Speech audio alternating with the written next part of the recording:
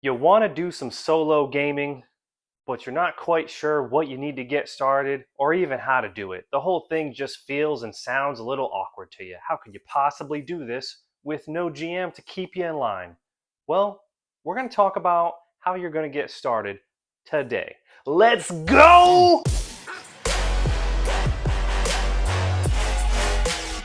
Hello, it's Sacred with Sacred Art of Gaming, and today we're going to talk about how you can get started with solo gaming. And I feel like it's relatively new to myself, even. So it's still pretty fresh in my mind, the obstacles that I experience. So we're gonna talk about it. We're gonna break down 5 things that you definitely need to get started. I'll be upfront with you.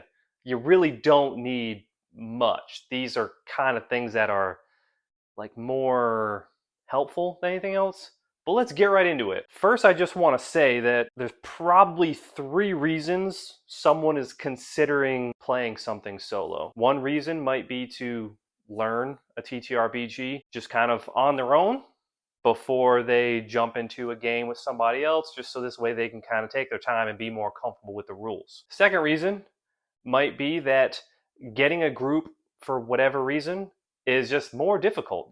Your time constraints, other people's time constraints, it's just a pain. Maybe they don't like the systems that you want to play, and you know what? You don't want that to hold you back. The second reason I find is that people like to do almost like dungeon crawl type games, and that's going to be more mechanically focused.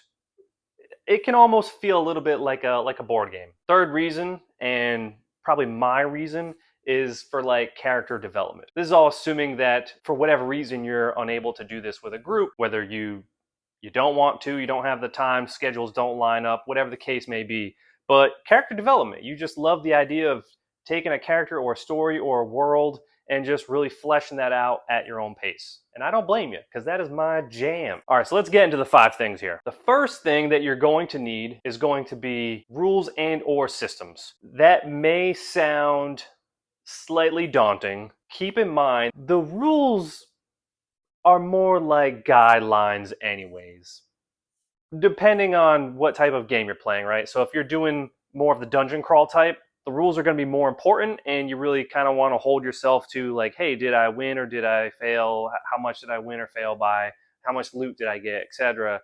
Whereas if it's something that's a little bit more story driven or you're just learning, you really don't need to hold yourself to the rules super strictly. It's you definitely want to be more in the spirit of the rules more than the literal rules. With that said, there's a couple great options to get started. Some things that come to mind: Iron Sworn, Four Against Darkness, Alone Among the Stars, a bunch of like OSR, so old school Renaissance, old school Revival, old school like D&D type games. I find that those are pretty easy to solo for the most part, just because of being rules light. I find that rules light is really what you're looking for. Can you do this with other systems? Can you do it with 5e? Yup, but there's going to be a decent amount of overhead. That's going to be a solid starting point. Those things can also give you like a setting as well as like a hopping off point, but like you can also make your own setting. Second thing you're going to need is going to be randomizers and or tables. If you this may be controversial, but I don't think it is. If you are not having some type of random way of determining what happens, you're not really like playing a TTRPG at that point. You're kind of more so like telling a story, or yeah, you're kind of writing a story, which is also fine. And there's going to be definitely various layers of how much gaming versus how much storytelling you're doing, depending on the game that you're playing. Dice, your math rocks, that's going to be the obvious one, right? With your stats, and that's going to give you a random way to determine if you're passing or failing. But it's not tied to just that, contrary to popular belief. There are games that use Jenga towers. There's the paper dice where you kind of just, hit a dot and it's got all the different numerical values. You can also use that. You could flip a coin. Don't solo game while driving, but if someone else is driving, you could even use like license plates, for example, and use that as a way of randomly determining what happens. So that's on the stat side of things, to see how successful you are based on your character. But you do also have the tables, and the tables, they're going to be kind of predetermined. So like let's say like, and the reason why I want to spell this out is because it's different from the next thing I'm going to talk about, which is an oracle. Spoiler alert. The table is going to kind of be something along the lines of, hey, so you're in the forest. Here's a 2d6 table because we want a curve.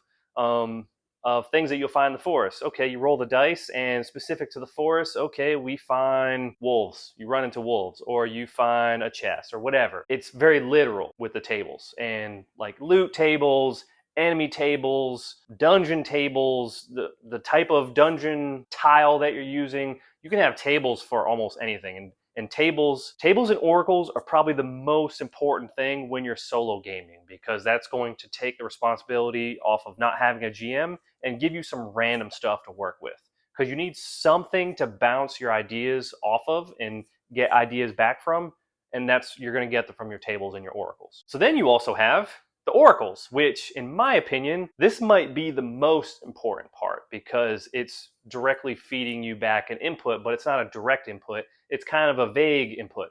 And here, I would recommend going with your gut, because if you don't go with your gut, it's going to be very easy to be like, oh man, it says, sacred light. What does sacred light mean in the context of what's happening here? Let me think about it for 15 minutes. Or you could just go with your gut reaction. Oh, they said sacred light. That must mean like, comment, and subscribe. No, sacred light could mean, maybe you're fighting the undead, and maybe there's something in this dungeon that it's a sacred light source that damages the undead here. And maybe there's a vampire at the end, and it's a really powerful vampire, and this sacred light is very helpful. It'll even the playing field against that vampire. It gets the juices flowing, and that's the beauty of the solo gaming. The solo game. That's personally where I have a lot of fun, is whenever I'm given something that isn't quite fully formed yet, and then I can not even fully form it myself. I'm going to just add a little bit to it, and then later in that campaign, it's going to continue to form potentially, depending on the situation. And that's pretty neat. And to do this, a lot of things will have like an oracle table, and it'll give you just like random words. Mythic has that. The Dragonbane one also has it. The solo rules there. It's almost needed. But something that I think is pretty neat outside of just that, it doesn't have to be just those things. I also enjoy using like images. So for example, Blades in the Dark has like I think it's like a 3d6 table, and that will generate images. That'll generate like 2 different images, and those 2 images, maybe it's like a skull and a bottle, and you're just like, oh my god, poison. They've been poisoned. Of course. What else could that be? Another one could be like, and it's very simple, it could be like a horse and a dragon. Offhand, I don't know what a horse and a dragon is, but maybe you need to ride off immediately to fight the dragon before something bad happens. It's best not to overthink it. It can be more later, but doesn't have to. But also, if you're familiar with the board game Dixit has some really random images that you can look at, those images that could mean a lot of different things to a lot of different people. You can use those and get inspiration from that. Mysterium is another board game that has a very similar card situation. And there's been times where I felt like if it does fit within that, I'll use those cards to get inspiration from that as an oracle. And as you can imagine, like the possibilities are almost endless there. You could also use a song, for example. You could hit random in Spotify, and you're just like, I don't know what is going to happen next. Let me hit random. And it ends up with like Taylor Swift. And it's, I don't know, what's a Taylor Swift song? You take the title of the Taylor Swift song, or maybe if you're familiar with the song, let's use Metallica, something I actually know. Ride the Lightning. Okay, well, Ride the Lightning, that tells me that maybe these enemies that we're dealing with here, that we're having a lot of trouble with, they may have a weakness to lightning, and none of us have lightning here, no electric damage, so we gotta find a way. We gotta find some type of device or something to generate some electricity to give us the upper hand. So yeah, oracles, super neat. There's a lot of different ways to do it. You can even just be going for a walk on a nature trail, and just be inspired by that. Anything that you see, however you want to do it. It is your game, and that is the most important thing to remember. Number 4, how are you going to track this adventure? Are you going to journal? Are you going to track it a different way? Definitely commit to something, some way, whether you're kind of writing it digitally, throwing it in Google Drive, maybe you're just keeping a like pen and paper notepad, and then kind of get an idea of like, to what level are you keeping track? Are you keeping track? Are you, maybe if it's a dungeon crawl type thing, maybe you're keeping track of every time you've lost HP or gained some gold or something, and try and stay consistent. Try and make it so that you can look back at it and make sense of it. If you go like a few days or weeks or whatever and you don't remember what the hell you're doing, you could use Notion. There's all kinds of cool like little templates out there. Use index cards, however you want to do it. Got a lot of different options, but what's important is that your record keeping, ideally you can go back to it at any point and pull future material from your past material, just like you would in a normal game. And when that happens, that's really neat. And if you can do it in a efficient and coherent manner, it's very possible you have the scribbles of a madman type notebook going on. And if that makes sense to you, that's fine. You got your doodles and everything. If that makes sense, do what you got to do. As long as it makes sense to you, don't make it feel like work. If it feels like work and it is not fun, you're not going to do it. So do what you can handle. Maybe even start with like less than what you think you can handle, and you can always add more later, would be my suggestion. Because if it's something you want to do, you don't want to ruin it and turn it into a job. And then number 5, we're going to talk about tools and supplements. So there's all kinds of cool things that you can use as tools and supplements.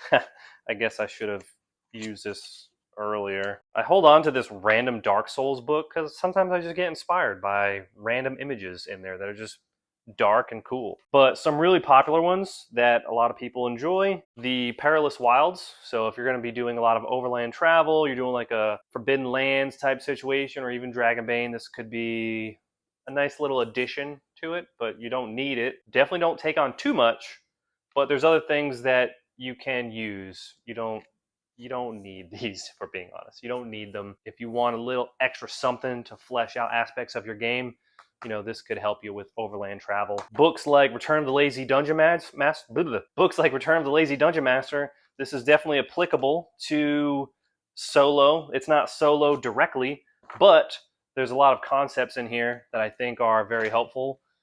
Mythic, of course. Mythic Game Master Emulator, if you want something to kind of change like the momentum. So Ironsworn, Starforged, and Mythic, they both have like a momentum system, which could be beneficial, but you don't need that. Books like the Adventure Crafter, Book of Random Tables. Tables, like I said, are definitely going to be your friend. Ideally, the tables are relevant to the game you are playing, though, so just keep that in mind.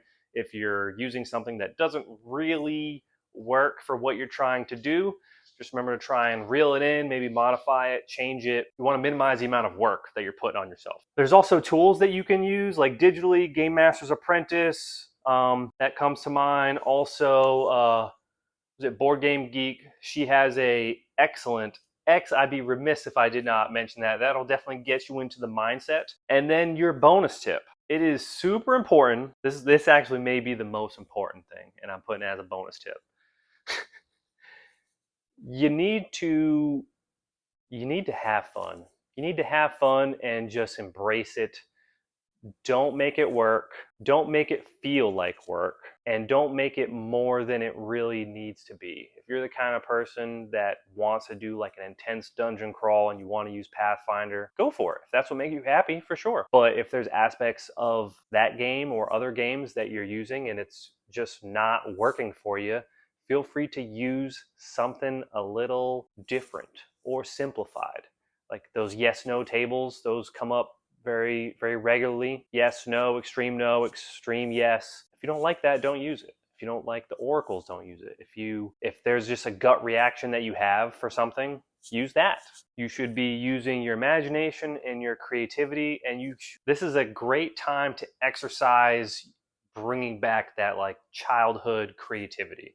I'm finding that that's my favorite part, is once I was able to get over the fact that I am not always doing the rules as written, or, oh, is this cheating the system or something? For who? The solo police are not going to show up and whoop whoop, I heard that you didn't use the rule on page 12. You got to come with us. No, please, let me bring my dice. That's not going to happen. So it's important that you have fun. They're more like guidelines, anyways. So do not forget to comment down below if there's anything else that you think needs to be discussed, something I didn't bring up, something I didn't talk enough about, or maybe what your favorite parts were. If there was anything that maybe you didn't think of, something that you thought was beneficial. If you enjoy talking about solo content and gaining inspiration from different sources of media for your TTRPG games, don't forget to like, comment, subscribe, share, hit the bell, do whatever you gotta do. This has been Sacred with Sacred Art of Gaming. Thanks for watching, and Sacred